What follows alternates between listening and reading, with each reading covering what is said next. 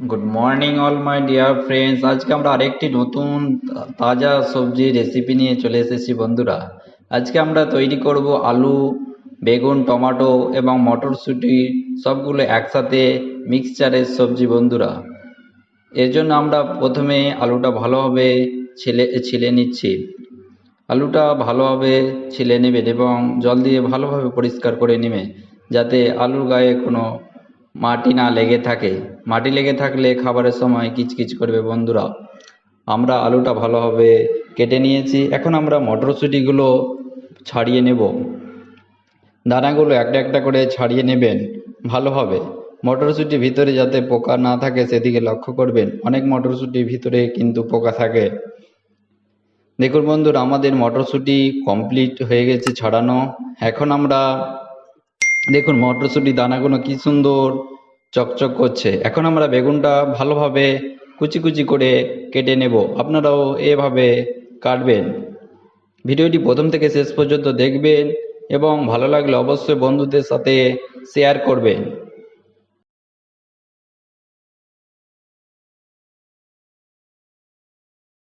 বেগুন কাটা আমাদের কমপ্লিট হয়ে গেছে বন্ধুরা। দেখুন কি সুন্দরভাবে আমরা বেগুনটা কেটে নিয়েছি। এখন আমরা টমেটোটা ভালোভাবে কুচি কুচি করে কেটে নেব। আপনারাও এভাবে কাটবেন। দেখুন টমেটোটা কি সুন্দর লাল টকটকে কালার বন্ধুরা, দেখতেই দারুণ লাগছে। খেতে কেমন হবে বুঝতেই পারছেন। দেখুন আমাদের টমেটো কাটা কমপ্লিট হয়ে গেছে। এই সবজিটি আপনারা বাড়িতে অবশ্যই তৈরি করবেন, দারুণ টেস্ট বন্ধুরা। একসাথে সব অনেকগুলো সবজির মিক্সচার একদিন খেয়ে দেখবেন। সুস্বাদু একটি কারি রেসিপি। এখন আমরা মটরশুঁটিটা ভেজে নেব। এর জন্য আমরা হালকা পরিমাণ সরিষার তেল নিয়ে নিয়েছি। মটরশুঁটিটা ভাজার সময় খেয়াল করবেন, ঢেকে দেবেন, না হলে কিন্তু আপনার চোখে মুখে ছিটে যেতে পারে। তেলটা লেগে গালটা পুড়ে যেতে পারে, সেদিকে লক্ষ্য রাখবেন। আমাদের মটরশুঁটি ভাজা কমপ্লিট হয়ে গেছে। এখন আমরা মটরশুঁটির সাথে আলুগুলো ভালোভাবে ভেজে নেব।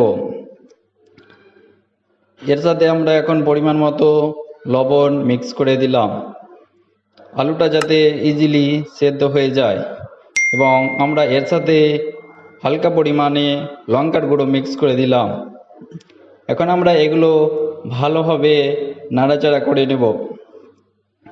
দেখুন আমাদের কারি রান্না চলছে বন্ধুরা। ভিডিওটি অবশ্যই স্কিপ না করে দেখবেন এবং কেমন করে আমরা এই রেসিপিটি তৈরি করছি খুব সহজেই সম্পূর্ণ ভিডিওটি দেখবেন। আলুগুলো যাতে ভালোভাবে সেদ্ধ হয়ে যায় এবং মটরশুঁটিগুলো যাতে ভালোভাবে সেদ্ধ হয়ে যায়, এর জন্য আমরা পরিমাণ মতো পানি মিক্স করে দিলাম। দেখুন বন্ধুরা, হালকা পরিমাণ মতো পানি দেওয়ার পরে 5 থেকে 6 মিনিটের জন্য ঢেকে রাখবেন। দেখুন আমাদের সেদ্ধ কমপ্লিট হয়ে গেছে এবং এখন আমরা এর সাথে টমেটো মিক্স করে দিলাম। এখন আমরা এর সাথে হালকা পরিমাণে লবণ মিক্স করে দেবো, যাতে টমেটোটা ইজিলি সেদ্ধ হয়ে যায়। এখন আমরা 2 থেকে 3 মিনিটের জন্য ঢেকে দিলাম, যাতে ভালোভাবে সেদ্ধ হয়ে যায়। দেখুন বন্ধুরা, রান্নার আগে কি সুন্দর একটা কালার চলে এসেছে। দেখুন কি সুন্দর কালার চলে এসেছে আমাদের। আপনাদের কেমন লাগছে এই কারি রেসিপিটি অবশ্যই জানাবেন। আমাদের এখন এটা রান্না কমপ্লিট হয়ে গেছে। এখন আমরা এটাকে ফোড়ন করে নেব।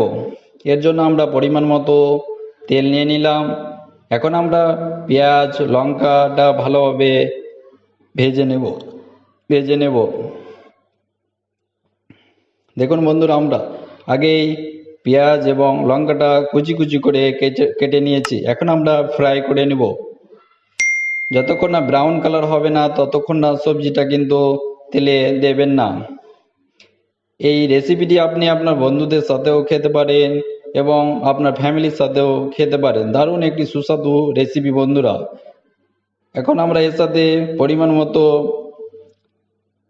রসুন বাটা দিয়ে দিলাম, যাতে এই সবজিটির টেস্টটা আরও বেড়ে যায়। দেখুন বন্ধুরা, আমাদের ফ্রং ফ্রাই কমপ্লিট হয়ে গেছে। এখন আমরা এর সাথে আলুটা মিক্স করে দিয়েছি। দেখুন আমাদের রান্না অলমোস্ট কমপ্লিট হতে চলেছে। দেখুন কি সুন্দর একটা কালার চলে এসেছে বন্ধুরা। আপনারা অবশ্যই এটি বাড়িতে তৈরি করবেন এবং এই ভিডিওটি কেমন লাগলো অবশ্যই কমেন্টে জানাবেন। ভালো লাগলে অবশ্যই লাইক কমেন্ট শেয়ার করবেন। দেখা হবে আবার নতুন রেসিপি ভিডিওতে বন্ধুরা। Thank you.